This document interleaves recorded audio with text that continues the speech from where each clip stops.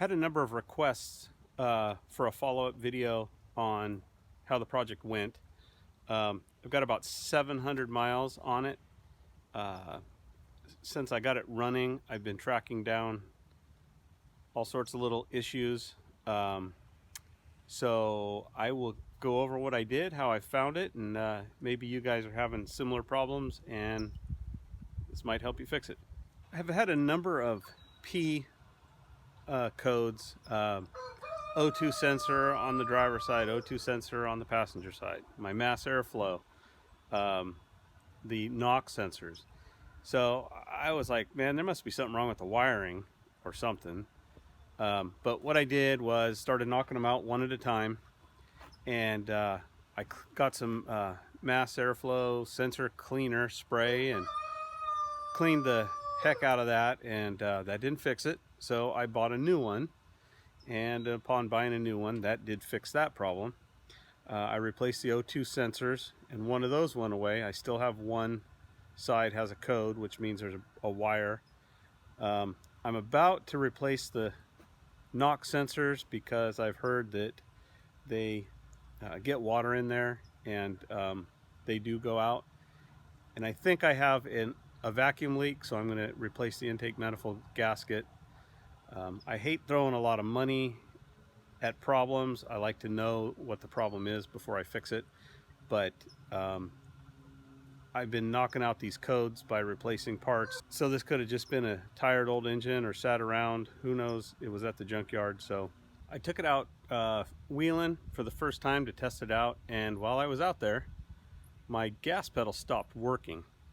Just it would idle. I'd push the gas, it would not do anything. So I fiddled with the wires, everything was good.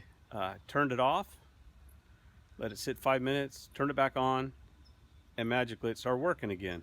And through the day of wheeling, it went out 5 or 6 times, and I just shut it off, turn it back on. So I figured it was probably losing signal, and then it would shut it off from the computer. That's all I could come up with. So I did replace the gas pedal, and I actually found one for a Silverado pickup. In a previous video, I had this one that came off the junk car, and I cut it and welded it. Well, I made it much simpler. I just got a regular Silverado one, and this is what it looks like. It just bolted right in like the other one did. I had to shim it up. I bent the pedal inward so it didn't hit the cowl, and then it works good. It's a little weird because you are at about an angle like this and you push it to the floor as opposed to pushing it back, but it works really good. It solved the problem. However, I do have a hesitation in the middle of the stroke from like 50% to 75%, and I think that has to do with a vacuum leak. So that's my next thing, is to remove the intakes, and I know that that is a problem with these, is a vacuum leak in the intake. Also, while I was out wheeling that day, it was 104 outside, but it was overheating, and actually it got to limp mode. It got so hot coming out of the hills. So I purchased a flow cooler water pump, and I'm going to also replace that while I have it down. All right, so today I am looking at all sorts of different issues getting into the engine. So I did pull the intake manifold, and I pulled the water pump. Then I have my new flow cooler right here ready to go. And I will deal with the throttle body. I don't know if there's it's dirty or if there's something wrong with it, but I will look. However, a friend of mine who's a mechanic, he told me that the LS is famous for getting water in the NOx sensor wells and then causing them to fail. And here's what I found. I don't know if you can see that, but that is pure rust. So it's confirmed that I believe my NOx sensor is out because it shorted out with water. So I will replace both of those and the wire harness. And then my intake is very dirty. I will clean that, and I can probably buy a new one, $162, and I may just buy a new OEM intake manifold. because it's really greasy inside, a lot of oil, and I don't have anything to dip it to clean it. All right, I have gotten the intake off. I've got everything cleaned up, and I wanted to show you, here's my knock sensor. This is what came out. And then you can see there's a ton of water down there inside this hole that now I have to get out. So there's my new knock sensors. I went ahead and bought the real AC Delcos. I didn't want any problems with like cheap knockoffs, so I got the real thing because I don't want to take this off again. All right, so I have gotten the knock sensors in.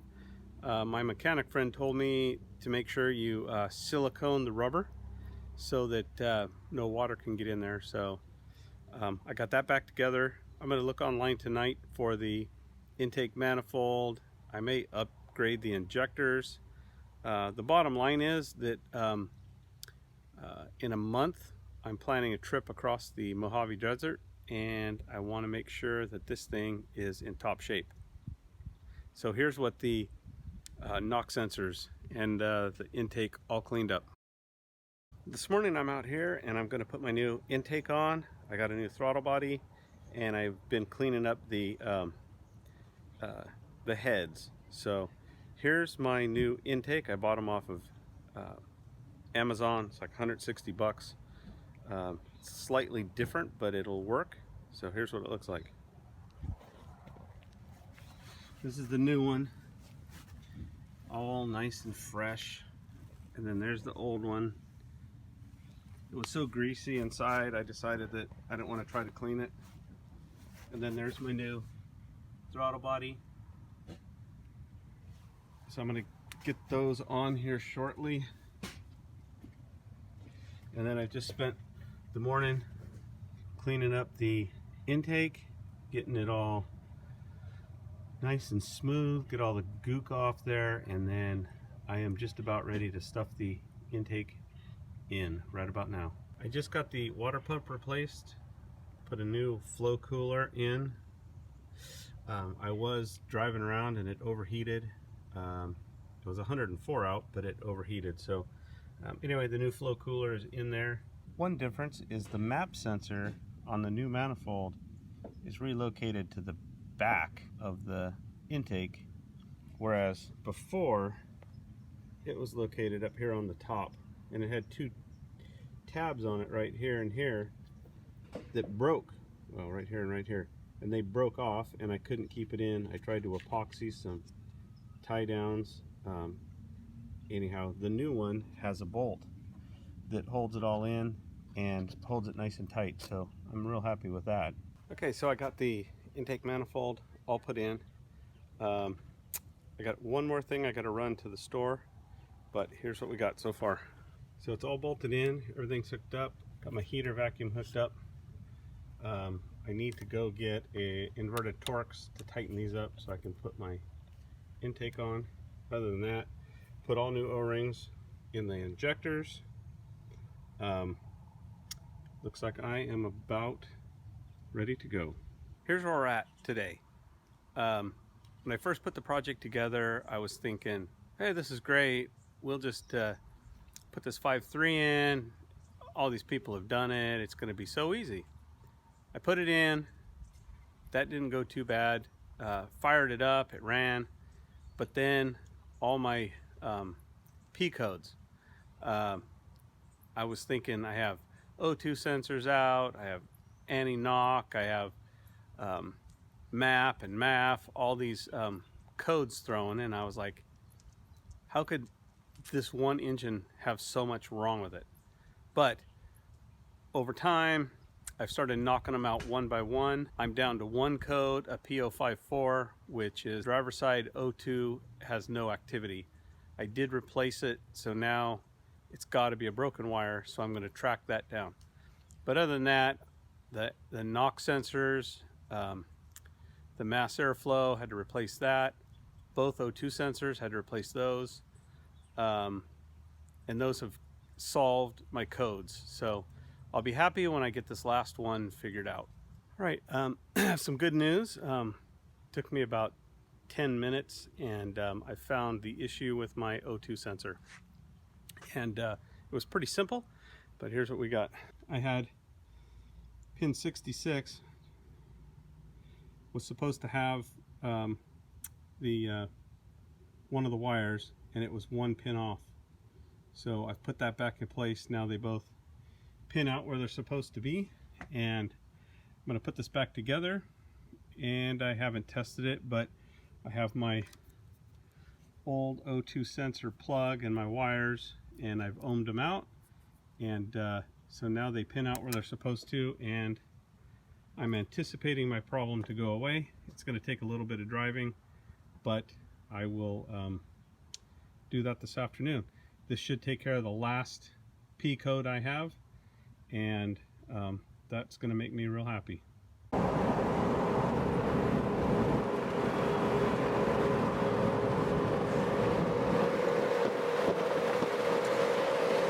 So my dad and I are on a road trip. We're just outside of Barstow, California. I have my Jeep, which we have pretty much the exact same Jeep, same lift, same tires, all that kind of stuff. The only thing that I have is a 4-liter, and he has the 5.3. We just went about 116 miles. There was some pretty good hill climb, stuff like that. So I got 15 miles to the gallon, and let's see what he got. What kind of fuel mileage you get?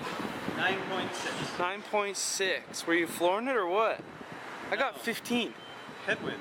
Must be headwind. I got a check engine light on. Oh, check engine light. That might be sucking my fuel mileage down. The test on this was a trip to the Mojave Desert, and I was trying to get everything ready to go on the trip. Well, as time ran out, I got most of the stuff ready for the trip, and so I ended up towing it down to Bakersfield and then drove the 4 hours to Laughlin. We caught the Mojave Trail and came out at Barstow. So on that trip, down the freeway, the Jeep ran awesome. On the trails, I had plenty of power. So I was overall happy with the overall performance, but there were a lot of things that I didn't get done, but I went on the trip anyway. But one of the major problems is it was cutting out at higher RPMs, and as I explained earlier, I believe that that's a lack of fuel. Coming home on the freeway, didn't run as well, and I only got like 9 miles per gallon, but I think the fuel trims and all that in the computer are messing with low fuel pressure. So I'm going to put a 100 psi fuel pump in here, and then I'll test it out, and hopefully I get better mileage, because right now at about 9 miles to the gallon, that's not very economical. Since I started this project, had a lot of issues. The one that's been plaguing me the most is getting this P0174 and P0171 banks running too lean. I checked all my vacuum lines over and over, came to fuel. So I think I bought a cheap fuel pump, and it only runs 40 psi at idle. So I think that is the issue. So right now I am in the process of replacing all the fuel lines again, and I'm going to put a 100 psi electric fuel pump in. Here's the fuel line that I am going to install. I went ahead and got the steel braided stainless steel with the AN6 fittings on it, running 3/8. So I am going to replace the fuel line with this. I have compression and flare, and I just don't really like the potential for leak in that. So anyway, this is my new fuel line. These ends are actually not real difficult to install, and so I'm going to be installing these along with my new fuel pump. In previous videos, early on, my transmission moved forward 2 inches, and the mount, I can only hit one of the 4 bolts, so I have another mount. I'm going to cut that, and I'm going to weld it on and extend it. So I've got the parts for that. While I got it apart, I'll do that. I also had, because of the 1-inch body lift and the 2 inches forward on my transmission transfer case, I could not make shift linkage for the transfer case hookup. So I actually bought a cable, and this is it right here, a cable shifter, and it hooks to the stock transfer case shifter. I didn't have one of those because I went another way. Anyway, I ended up buying one. I'm going to install that, so that should take care of my shifting in and out of 4-wheel drive.